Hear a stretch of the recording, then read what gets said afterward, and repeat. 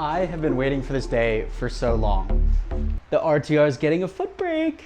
I've been waiting like a year and a half since I first got the RTR for a company to produce a foot brake, and finally DFW Moto has a dual bracket so I can keep the handbrake and install a foot brake on this thing.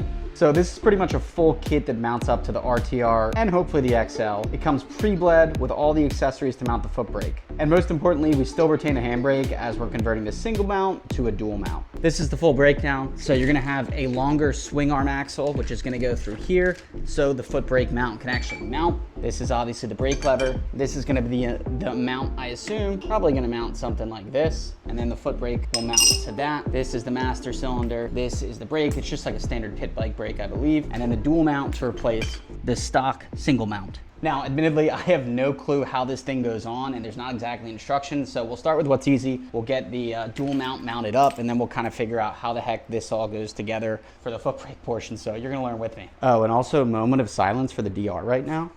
That's not good.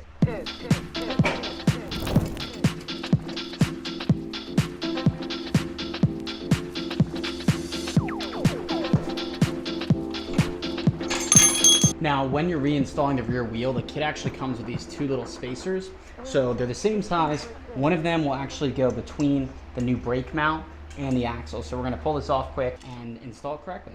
So the orientation should be as such. You have spacer that is supplied, new dual brake mount, and then the stock RTR spacer and stock RTR spacer. All right, now for what I'm most afraid of, which is this swing arm bolt. So we're gonna use this new one to replace it. Hopefully this goes swimmingly. I don't know how much of a pain in the ass it's gonna be though.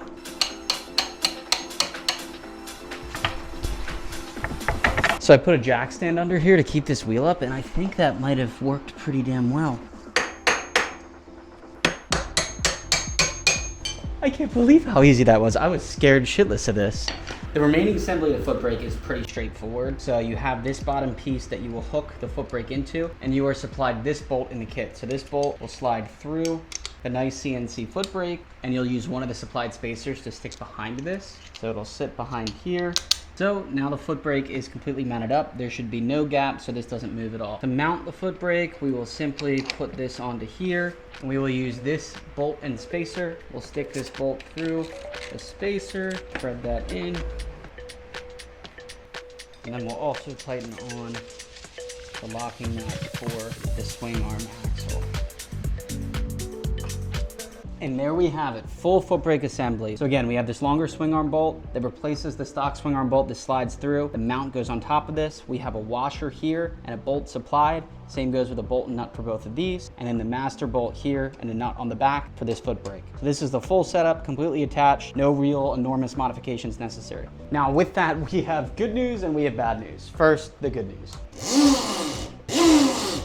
Foot brake works. Now the bad news is, which was advised to me, that the RTR XL brakes are actually larger than the original RTR. So this was made for RTRs. Didn't necessarily have the RTR XL in mind because it wasn't out yet. So this is actually wider. So this brake unfortunately does not fit on this mount. Now you can put any sort of mountain bike, Maguras, formulas, whatever on here instead. It is kind of a shame though, you lose these brakes. So I'll probably go steal the formulas, put them on this, and go test this. All right, so the formulas are now on, and there's two things that you actually need to make this work. First up, you need to shift the rotor over just a little bit so this can seat. So I have two 3/8 inch spacers behind each rotor bolt on the rotor here to move this over so this can be seated. Secondly, the formula brake sat a little bit too low, so the rotor would actually catch the top of the brake and wouldn't allow the wheel to spin. So I have these two little spacers below the brake caliper mounting bolts just to lift it up a little bit so this doesn't catch and works. And I'll link both of these products below, so when you go to order, you have everything you need to correctly install.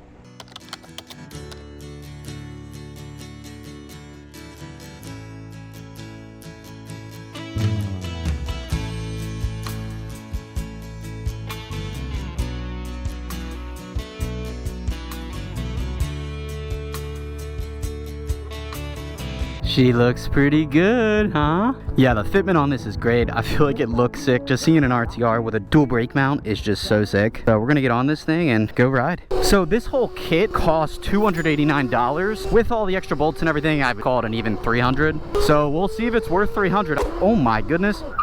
Dude, that thing works better than these formulas. The one thing I am noticing is the foot brake is a little bit high, so like you don't have to reach super far for it. It's a little higher than I'd like, but unfortunately there's no real adjustability, it seems, based on how this mount. Hopefully it'll work all right. Well guys, here we are, first go round on the foot brake. So I think what we'll start with, definitely mode 1, lowest power mode. I think that's like 10 kilowatts or 8 kilowatts or something. That's crazy, dude. I'm not even really using my foot. It's like a toe brake, like I said. Woo. This thing absolutely hits.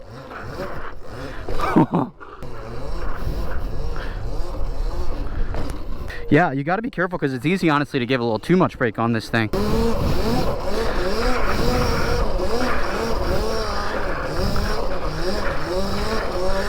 You really just need to feather it.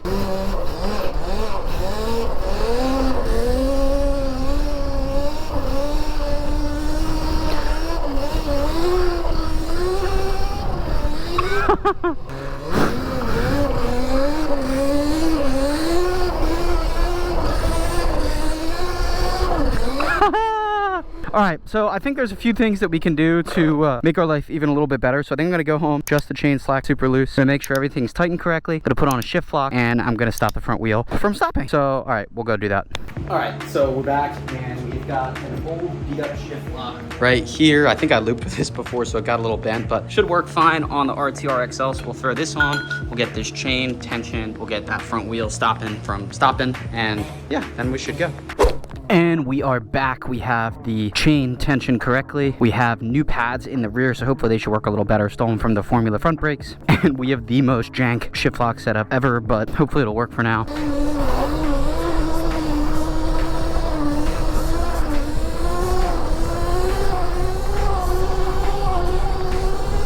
Oh yeah. Damn, my front wheel keeps stopping. I did change that too, but clearly didn't do anything. Now with this shift lock, I feel like I'm way more locked in.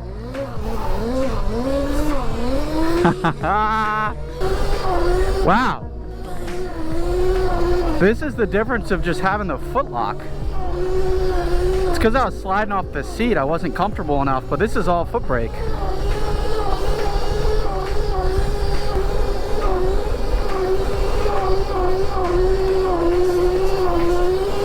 Oh my gosh. Yeah, the shift lock, like if that tells you anything, shift locks make a huge difference. Little handbrake. Woo! This bike is so ridiculous!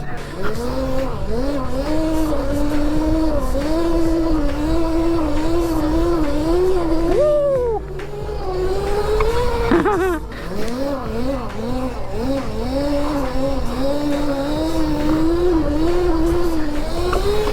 Yeah, much better.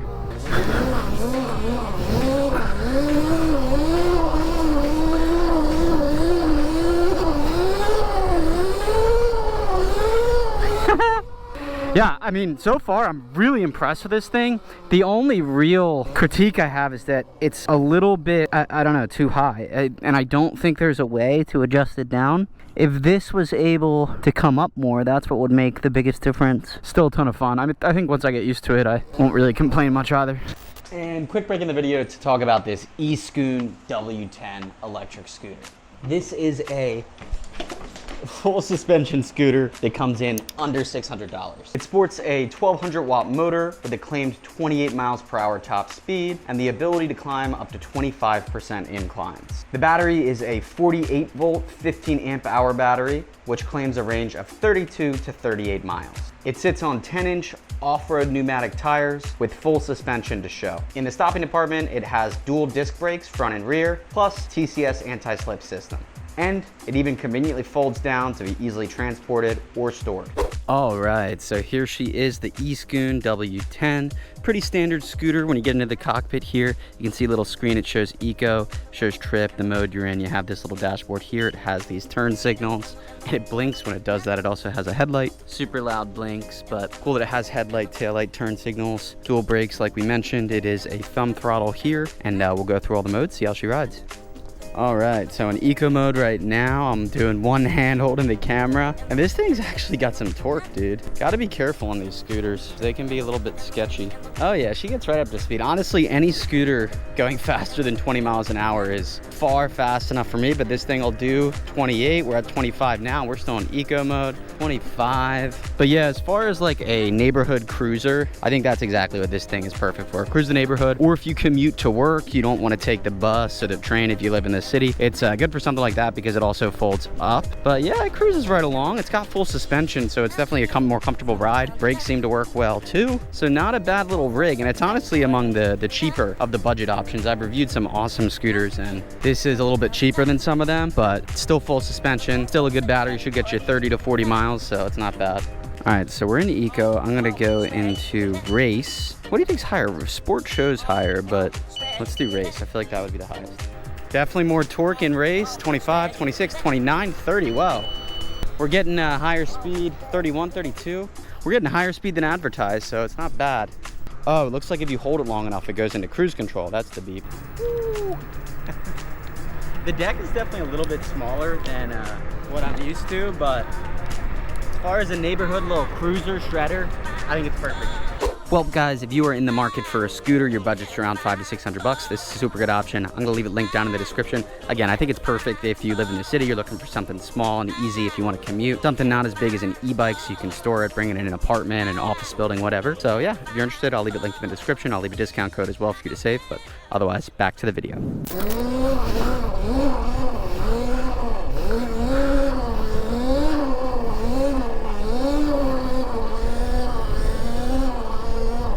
That's all Footbrake. Dude, it's so fun. It's just like another thing to work on and improve on. And it's just like so cool to wheelie with Footbrake. Because eventually, you can take your hand off.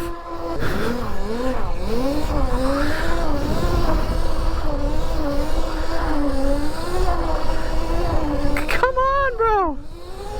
Honestly, these are hidden more now than the handbrake is, I feel like. And drop back. And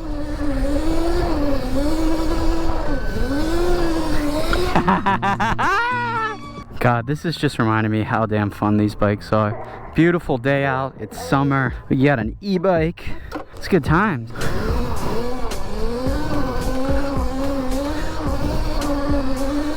Give me that Footbrake work.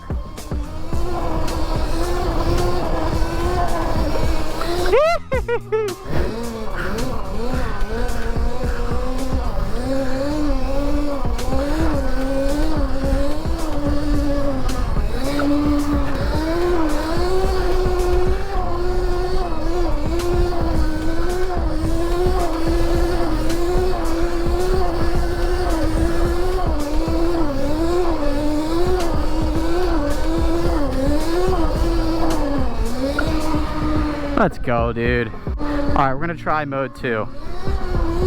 Handbrake, get used to it first.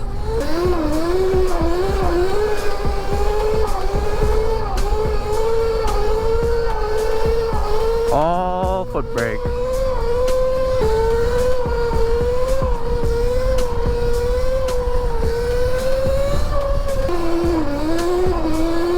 Yeah, mode 1 is definitely the most enjoyable for me right now because I can really focus on just dropping back because I can't chase it out as much for the power as mode 2 and sport mode.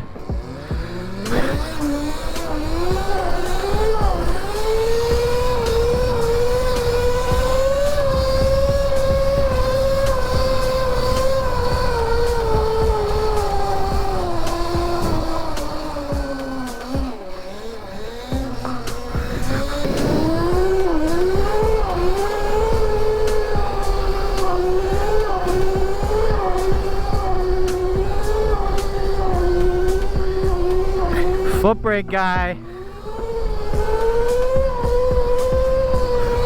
Yeah, we'll find a solution for that front wheel stopping because it's very frustrating. It just makes wheelies a lot harder.